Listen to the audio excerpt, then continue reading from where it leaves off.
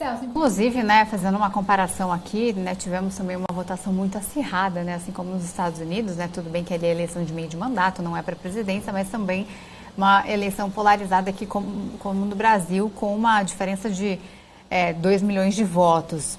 Agora, em relação à transição de governo, né, a gente está acompanhando todos os nomes surgindo aí, né, ainda. Hoje, a nossa repórter acabou de trazer que Geraldo Alckmin deve anunciar pelo menos 15 nomes ali para o governo, né, entre ministérios e outros cargos. Essa equipe de transição não necessariamente farão parte ali de ministérios, segundo o próprio Geraldo Alckmin.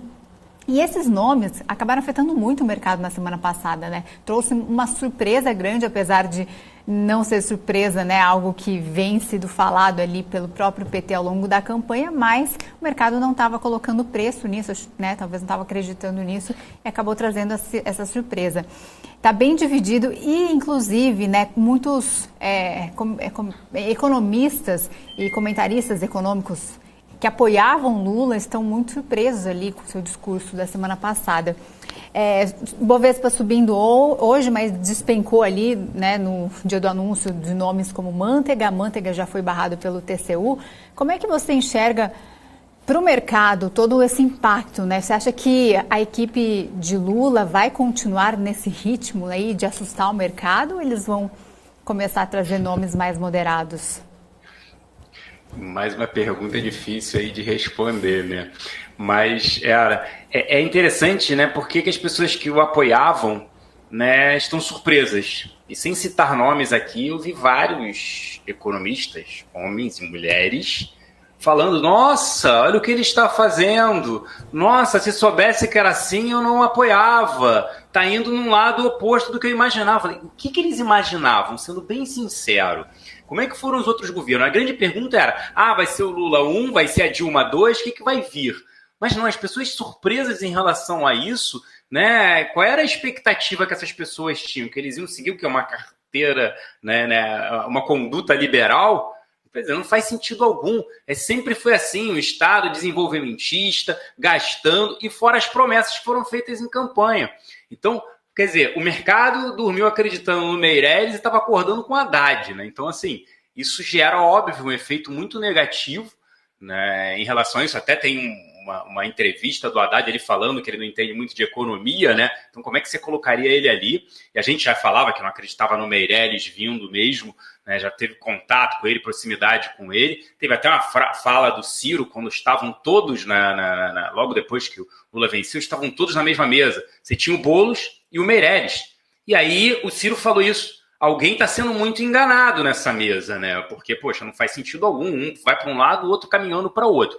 Então, assim, é difícil saber o que virá. Não acho que o PT aí, o Lula, candidato eleito, ele vai dar all-in, né? Que a gente diria. Ou seja, vou bater de frente e vou querer aprovar isso, vou gastar mesmo, porque não tem dinheiro. Então, tem um problema fiscal. O outro problema é até para passar, vocês estavam falando sobre isso, para aprovar a PEC de transição.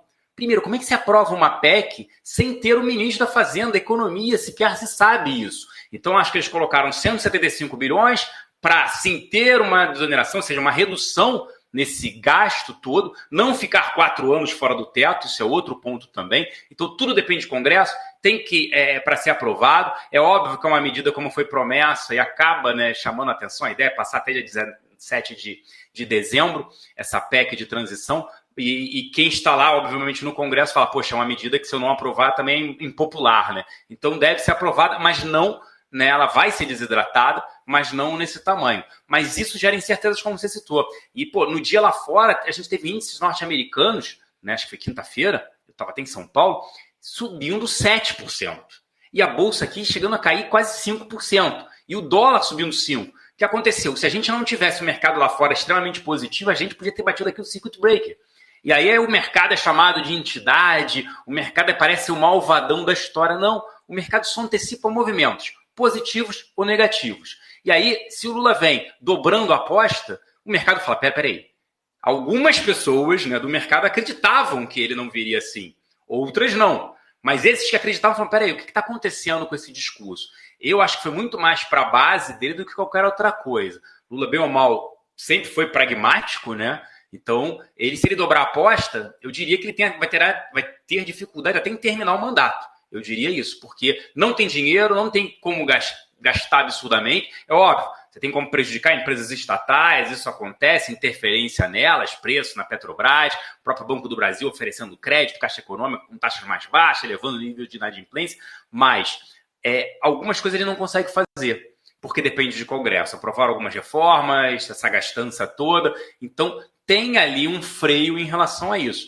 Então o mercado olha, o investidor estrangeiro gosta do Lula, né? Essa é a grande verdade, acredita, pegou um período positivo, na época, mercado lá fora, preço de commodities bombando, o que é muito diferente agora, que a gente tem um problema fiscal, apesar da dívida pública sobre PIB ainda no patamar baixo, mas tem um problema fiscal, tem um problema de gasto, ele vai fazer o quê? Elevar impostos? Começa a se discutir isso, consumo também. E se ele faz aquilo que ele falou na semana passada, o presidente eleito, né, o Lula, você vai gerar um efeito que a gente chama que é a espiral inflacionária. O dólar sobe, a inflação sobe, obviamente, e aí o que a gente tem? O que o Banco Central precisa fazer? Ele precisa subir juros, ou seja, o pior cenário, e a gente sabe quem paga essa conta, principalmente quem tem menor poder de renda, né? Essa é a verdade, porque a inflação é muito prejudicial a quem tem uma renda menor, infelizmente, aqui no Brasil.